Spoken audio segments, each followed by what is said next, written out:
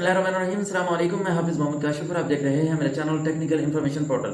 Friends, आज की video में हम बात करेंगे कि हुकूमत जो ये डिसीजन ले रही है कि हम नॉन फाइलर्स की कैटेगरी को ख़त्म करने लगे हैं और 15 किस्म की पाबंदियां लगाने लगे हैं। तो आज की वीडियो में हम देखेंगे कि 15 किस्म की कौन सी पाबंदियां हैं जो नॉन फाइलर्स पर आयद हो जाएंगी। क्योंकि पहले ऐसा होता था कि जो फाइलर्स होते थे वो कम टैक्स पे करते थे, जो नॉन फाइलर्स होते थे वो बहुत ज़्यादा टैक्स पे करते थे। इस तरह नॉन फाइलर बनने की भी कोशिश करते थे और अगर नहीं बनते थे तो बहुत ज़्यादा रेवेन्यू देकर अपना काम निकलवा लेते थे। इस तरह जैसे कि प्रॉपर्टी के ऊपर हम फाइलर्स को देखें तो एक कैटेगरी में 3% टैक्स है, तो नॉन फाइलर्स को 20% टैक्स चार्ज कर लिया जाता था। यानी कि अगर 1 करोड़ की प्रॉपर्टी है, फाइलर 1 करोड़ के ऊपर 3 लाख रुपए टैक्स देगा, वो भी एडजस्टेबल और रिफंडेबल होगा। नॉन फाइलर 1 करोड़ के ऊपर 20 लाख रुपए टैक्स दे के वही प्रॉपर्टी खरीद रहा होता है और एफबीआर को 20 लाख का रेवेन्यू भी बन जाता है। ठीक है, तो नॉन फाइलर भी अपनी प्रॉपर्टी परचेज कर लेता है। लेकिन अब एफबीआर ने कहा है कि नहीं, ऐसा नहीं चलेगा, हम नॉन फाइलर की कैटेगरी ही खत्म करते हैं। नॉन फाइलर को अभी इजाजत नहीं होगी वो प्रॉपर्टीज परचेज कर ले, चाहे ज्यादा भी टैक्स पे करके। अब वो प्रॉपर्टीज परचेज ही नहीं कर सकेगा, ये एक पाबंदी है। इसी तरह 15 पाबंदियां टोटल लगाई हैं, आज की वीडियो में डिस्कस करेंगे। वीडियो स्टार्ट करने से पहले आपसे रिक्वेस्ट करूंगा कि अगर आपने अभी तक मेरे channel technical information portal subscribe नहीं किया, सब्सक्राइब कर लें ताकि इसी तरह की वीडियोस आप तक पर वक्त पहुंचती रहे। फ्रेंड्स, पहले जो पाबंदी है वो यह है कि गैर मजहबी सफर पर पाबंदी लगा दी गई है। यानी कि अगर आप उम्रा वगैरह करते हैं, हज करते हैं, वो तो आप कर लेंगे, लेकिन अगर आप इसके अलावा कहीं जाना चाहते हैं घूमने फिरने के लिए या कहीं और जाना चाहते हैं तो आप वो नहीं जा सकेंगे, आप बाहर विजिट नहीं कर सकेंगे। इसीलिए यहाँ पर मैं नॉन रेजिडेंट पाकिस्तानी को भी खबरदार करूंगा कि वो अगर पाकिस्तान आते जाते हैं तो वो भी अपने आप को फाइलर कर लें ताकि सफ़र में आपको कोई परेशानी ना हो। क्योंकि एंड टाइम पर ब्लैकमेल भी कर सकते हैं, आपको कंसल्टेंट से रब्ता ना हो सके या कोई और मसाइल का सामना करना पड़ सके। इससे बेहतर है कि आप टाइमली अपने टैक्स रिटर्न फाइल करवा दिया करें। ये ज़्यादा हेक्टिक काम भी नहीं है, साल में एक दफ़ा आता है और अगर आप कोई अच्छा कंसल्टेंट हायर कर सकते हैं या खुद कर सकते हैं सीख कर, तो आप इसको कर लिया करें। ये आपकी प्राइम रिस्पॉन्सिबिलिटी भी है एफबीआर को भी, ताकि पता चल जाए कि आपकी पाकिस्तान से कोई इनकम है या नहीं है और आप प्रॉपर अपनी रिपोर्ट जमा करवा रहे हैं, फाइलर हैं, आपको कोई परेशानी ना हो, न सब पाकिस्तान आने में न पाकिस्तान जाने में। तो दूसरी जो शर्त लगाई है वो कैश निकालने की हद के ऊपर लगाई है बैंक से। यानी कि सालाना आप 30 मिलियन से ज़्यादा कैश नहीं विड्रॉ करवा सकते। ये एक बैंकिंग के ऊपर चेक लगाया है नॉन फाइलर्स के लिए। अगर आपको पैसे ज़्यादा निकलवाने हैं, 30 मिलियन से ज़्यादा अगर आप सालाना निकलवाना चाहते हैं तो वो आप नहीं निकलवा सकेंगे, क्योंकि जब कैटेगरी ख़त्म है तो आपको क्या करना पड़ेगा, ऑटोमेटिकली फाइलर ही बनना पड़ेगा। इसके अलावा आपके पास कोई चांस नहीं होगा। तो तीसरी जो है असासों की खरीदारी के ऊपर पाबंदी लगाई है, यानी कि आप प्रॉपर्टी परचेज नहीं कर सकते। और नेक्स्ट जो पाबंदी है वो सरमायाकारी की पाबंदी है, यानी कि आप इन्वेस्टमेंट नहीं कर सकते। स्टॉक मार्केट में भी इन्वेस्टमेंट नहीं कर सकते, म्यूचुअल फंड में इन्वेस्टमेंट करना चाहते हैं वहां पर भी नहीं कर सकते आप।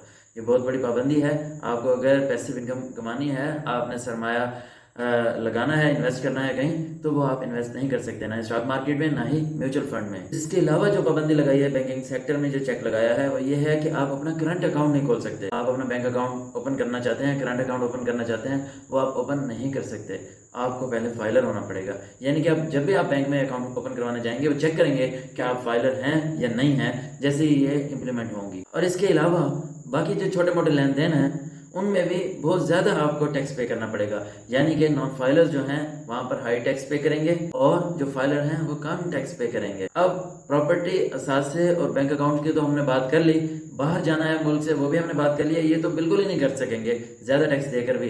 लेकिन छोटे मोटे जो लेन देन है वहां पर भी जो नॉन फाइलर्स है उसको बहुत ज्यादा टैक्स पे करना पड़ेगा। और अब अगर आप जायदाद खरीदने लगेंगे तो आपको अपनी आमदनी का सबूत भी देना होगा, यानी कि एक लिमिट है वहां तक आपको अपना सबूत देना होगा अगर आप फाइलर्स भी हैं। यानी कि अगर आप अपने आप को फाइलर भी करवा लेते हैं, प्रॉपर्टी परचेज करने गए हैं, उसकी लिमिट्स हैं, एक लिमिट से ज्यादा आप प्रॉपर्टी परचेज करेंगे तो आपको उसका प्रूफ एविडेंस देना होगा कि आपके पास ये सरमाया कहाँ से आया है, कहाँ से पैसे इकट्ठे करके आप ये प्रॉपर्टी ले रहे हैं। इसके बाद दीगर खरीदारियों पर भी वजाहतें आपको देनी पड़ेंगी। जैसे कि कुछ फाइलर्स हज़रात ऐसा होते हैं 6 लाख तक इनकम एग्जाम्प्ट है, 6 लाख तक अपनी इनकम डाल के टैक्स रिटर्न फाइल कर देते हैं, नील टैक्स रिटर्न फाइल कर देते हैं, यानी कि टैक्स उनका नील होता है उस टैक्स रिटर्न में।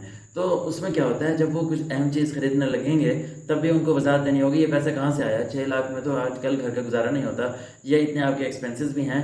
تو اہم خریداریاں جتنی بھی ہوں گی وہاں پر بھی آپ کو اپنی آمدنی کی وضاحت دینی ہوگی.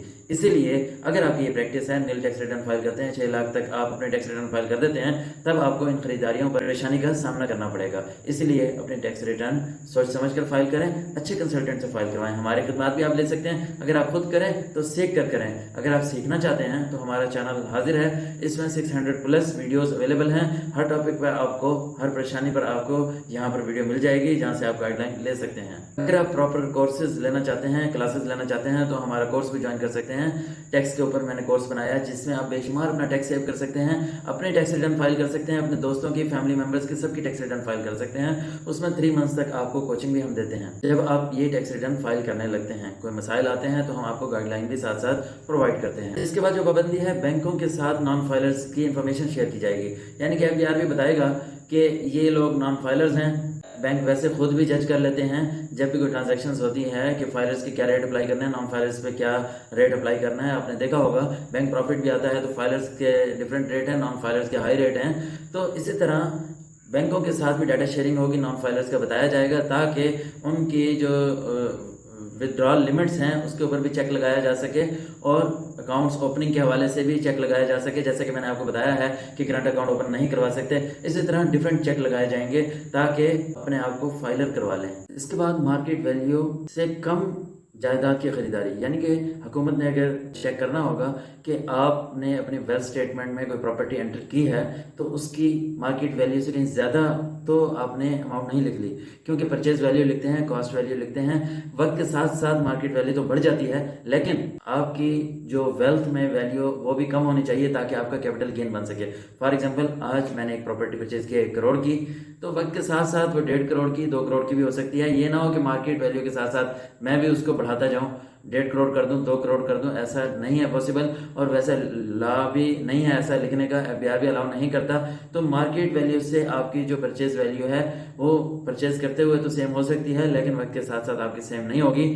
جب آپ اس کو سیل کریں گے تو آپ کا یہ نہیں ہوگا کہ مارکیٹ ویلیو پر ہی وہ کاؤنٹ کر لے، مارکیٹ ویلیو جو تھی اسی پہ پرچیز ویلیو تھی، ہمارا کوئی کیپٹل گین نہیں بنا، کوئی پروفٹ نہیں بنا، کیونکہ اس کے اوپر بھی پروفٹ آپ کو شو کرانا ہوگا اور اس کے اوپر کیپٹل گین آپ کو دینا ہوگا. نان فائلرز کے اوپر جو ایک اور بڑی پابندی لگائی گئی ہے وہ یہ ہے کہ بہت سارے لین دین میں وہ چیک نہیں دے سکے گا، اور لین دین کے اوپر بھی نان فائلرز کی پابندی لگائی گئی ہے. 15 قسم کے ایسے لین دین لسٹ کیے گئے ہیں جو کہ نان فائلر نہیں کر سکے گا. نان فائلرز کو کوئی ٹیکس چھوٹ نہیں ہوگی، کوئی بھی لین دین ہوگا اس کی ٹیکس کی کٹوتی میں کوئی چھوٹ نہیں ہوگی، اس کو ٹیکس سارے پے کرنے پڑیں گے.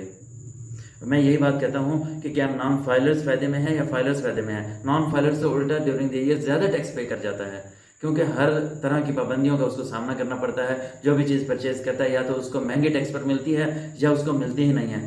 تو اسی لیے آپ اپنے آپ کو فائلر کریں اور فائلرز کے بینیفٹس لیں.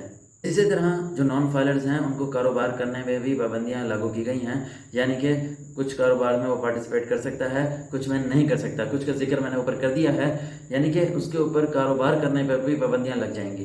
لاسٹلی یہ ہے کہ جانچ پڑتال، آڈٹ وغیرہ کی پابندیاں ہیں، یعنی کہ جو نان فائلر ہوگا اس کی جانچ پڑتال اچھے انداز میں کی جائے گی کہ وہ ٹیکس چوری تو نہیں کر رہا، انکم چھپا تو نہیں رہا، اور اس کے علاوہ کوئی بینیفٹس تو نہیں لے رہا، کہیں کیش لین دین تو نہیں کر رہا. اس کا آڈٹ اچھے انداز میں کیا جائے گا، اس کی جانچ پڑتال بہتر انداز میں کی جائے گی اور فوکسڈ انداز میں کی جائے گی. اب وہ بچ نہیں سکے گا. تو یہ 15 قسم کی پابندیاں ہیں جو کہ لاگو ہونے جا رہی ہیں نان فائلرز کے اوپر. جب یہ امپلیمنٹ ہوں گی تو نان فائلرز کو پریشانی کا سامنا تو ہوگا، اور اس کے ساتھ ساتھ نان فائلرز کے لیے یہ قانون بھی ہے کہ اگر وہ اپنی ٹیکس ریٹرن فائل نہیں کرواتا، فائلر اپنے آپ کو نہیں بناتا، تو اس کے نمبر 1 پہ سم بلاک ہو جائے گی. اگر اس کے نام یوٹیلیٹی میٹرز ہے وہ کٹ جائے گا، اگر کوئی بینک اکاؤنٹ ہے وہ بھی بند ہو سکتا ہے.